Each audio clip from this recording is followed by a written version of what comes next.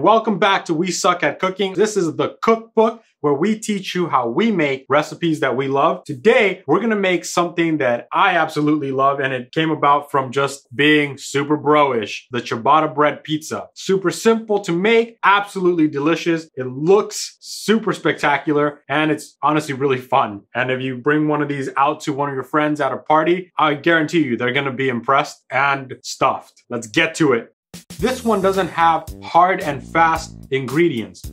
It's actually up to you. The only two things you really are gonna need is probably the sauce and the cheese, and of course the bread. What we have here is ciabatta bread on the top and what's called Italian loaf on the bottom. The next thing that I'm gonna use is about half a cup of red onion. Cut it into circular slices and then you can break it up with your hands. That's what I do. Some jalapenos. These come from a can. You can get fresh and pickle them yourself, but you know what? Why? You can just get them out of a can and you're good to go. About half a cup here of cheddar cheese. A cup of mozzarella cheese. This is my primary cheese. Most of your pizzas, you're probably gonna wanna go with a mozzarella. I like to mix it with the cheddar because it gives it, you know, flavoring, a kind of different kind of feel to it. Next up, probably the most controversial is the pineapple. Now, personally, I'm a pineapple lover, but I know that people don't like it, so you don't have to have pineapple. We have black olives. Again, this is another one that's hit or miss with people. Personally, I like it. I think it works well with the rest of my ingredients. It does something. We have our green bell peppers with the pizza sauce. I just got basic canned pizza sauce, but if you would like us to show you how to make this from scratch, a pizza sauce, go ahead and put it in comments below. Let us know.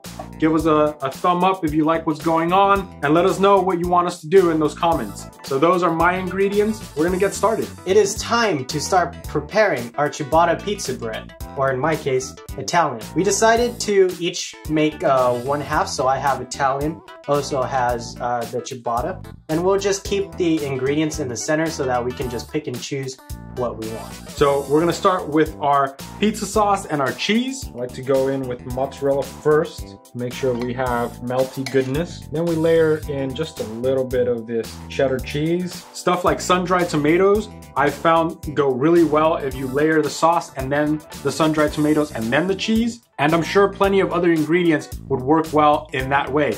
Since we are going to be baking these, it might be a little bit easier to prepare them straight onto aluminum foil. That way you can just pop them into the oven. So what's great about this recipe is that you can completely make it your own. Layer it with stuff that makes you happy, makes your friends happy, whatever it is. I personally like this dish for a party atmosphere. I'm gonna start layering in some of my other ingredients here. Some black peppers, or some black olives, sorry. I'm already thinking of those jalapeno peppers. Some pieces of green bell pepper. I like to break them up a little bit. I personally really like red onions on my pizza. For those of you who have tried white onions on your pizza, you may realize that that combination doesn't really work.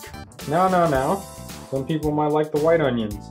Personally, I agree with Jay though. Start piling in these jalapenos. Woo, they're flying everywhere. I like my pizza spicy. Last but not least, of course, is the most controversial, the pineapple. So I've already made my pizza kind of huge and bulky, and that's what's awesome about this recipe.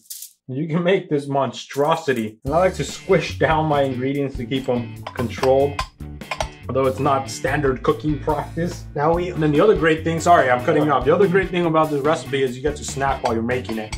Sorry, Jay, go ahead. Now you may have noticed that we only have vegetarian toppings right here, but of course, since this is up to you, feel free to add pepperoni, sausage, bacon, whatever. Different cheeses. What's that mozzarella you really like? It's called ovolini, giant chunks of mozzarella that you can put on top of your pizza. That way when it bakes, it just melts on top, and when you take a bite, it's a nice big old chunk of mozzarella. If you're into that, I try to recreate that as best as possible by adding a lot of mozzarella in certain areas. I'm kind of putting a little bit of top layer of cheese. I tend to do this just so that it kind of glues the overwhelming amount of ingredients together. Here's our creations. Here's my monstrosity. It's gonna be a fun time to try to get through this. Some things that you might want to do to spice it up a little bit. You can add like Italian seasoning, onion powder, onion powder, garlic salt. Actually, do we have some? We do have some garlic salt, don't we? We're gonna kick it up a notch. Yeah, we're gonna do that. Emerald Lagasse, it's back there. Hit us up, Emerald Lagasse. Find us on Twitter. Be our friend. You're definitely gonna want to use oven mitts at all times. I'm a bit of a moron, and so I do this without oven mitts. The other thing you're gonna want to do is, if you're gonna not put it on a cookie sheet and put it on foil like we're doing here, is you're gonna want to put it in the center of the foil so that when you're transporting it, the pizza doesn't cause a shift in the balance and either fall or rip the foil, okay? Push it back in, and that's gonna go in there for 10 minutes at 450 degrees Fahrenheit. And there you have it. As you can see, they're huge monstrosities that are gonna be incredibly difficult to eat, but I can guarantee you they're gonna be worth it. It is time to dig in to this. It's gotta be that ciabatta bread. It doesn't have to be that ciabatta bread because the Italian bread is just as good. We got a nice crunchy crust on the outside, but a nice fluffy top layer. Nice kick from the jalapenos, a little bit of sweetness from the pineapple. The sauce isn't too robust. It does have a nice sweetness to it too. But you know us, you know we gotta kick it up a notch. That Frank's. Boom, because jalapenos weren't enough. Frank's, sponsor us.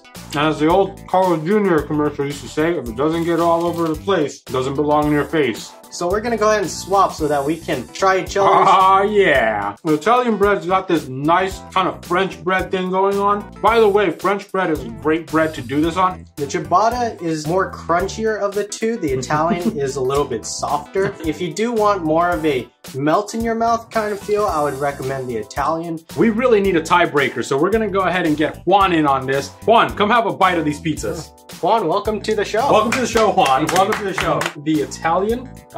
And here we have the ciabatta. I guess I'll start with the one that's closest. Wow, that was really good. Yeah? I really love the ingredients. The pineapple. I'm not usually big on pineapple. You see, we converted him. You see, people, you don't believe me. This is the That's ciabatta. Yeah, this is the original. This is how I made it the first time. One day when we didn't feel like ordering pizza and we just had a ciabatta bread and we were like, hey, Why not? why not? Man, they're both really good. It's gonna be hard. You know what? And my elbow drop. I'd be happy with either, but I think I'm gonna have to go with the Italian. Hey! Thank you for watching this video. If you liked it, make sure you give it that thumbs up. Make sure you share it with your friends. That's the way that this channel is going to be able to grow.